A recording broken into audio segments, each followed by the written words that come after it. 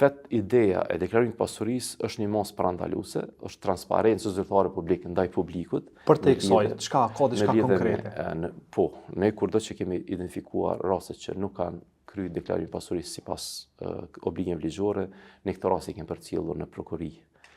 Ka pas mjaft shumë raste, janë rreth 100 këtë vit që kemi dërguar. Do thotë ka janë veç për mos deklarim në kohë apo që kanë shpërthyer? Për mos deklarim në kohë. Edhe është koha e zgjedhjeve lokale dhe po e shohim që janë të përdorur shumë edhe formularët e deklarimit pasurisë të agjencisë, ku po kallëzojnë diskrepancë të hyrave ku çrë ky kryetar, ky zyrtar, sa ka përfituar, është në përputhje, a ka shpërputhje të mëdha? Po besoj që kjo është kemi probleme me sistemin e deklarimit.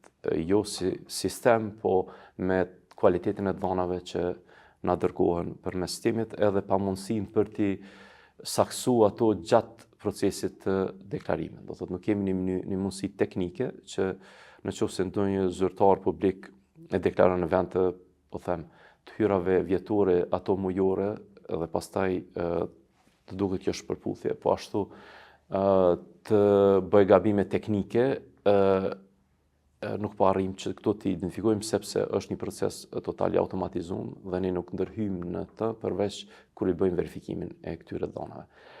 Qëllimi nga aspekti jonë është parandalimi, thotë që të shohim se mos ka ndonjë diskrepancë. Kudo që ka diskrepancë na kërkojmë shpjegime. Dhe nëse nuk ka shpjegime, ne ato dërgojmë prokuri për hetime të mëtutjeshme. Pra, raste të kësaj natyre janë rreth 100 raste që janë dërzuar. 100 raste, fatkeqësisht prokuria është duke hedhur shumicën dërmuese të tyre. Me arsyetimin? Me arsyetimin për mendimin tim kundërligjor.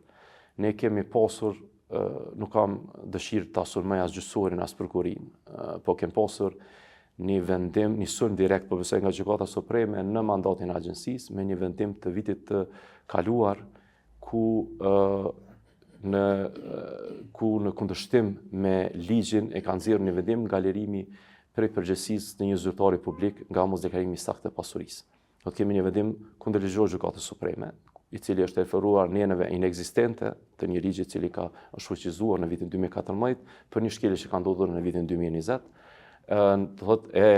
Ndërkohë kemi pasur dy ligje tjera që kanë qenë në funksion. Tashmë prokuria e përdor këtë vendim të Gjykatës Supreme për të mbyllur shumicën dërmuese të rasteve tona.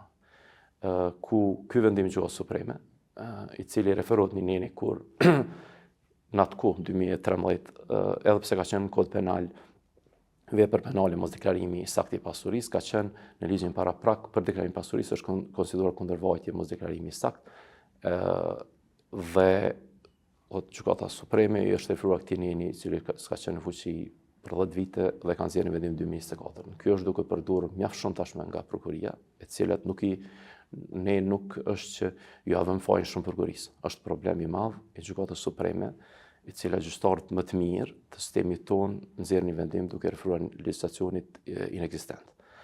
Sepse ligji që nuk është në fuqi nuk ekziston.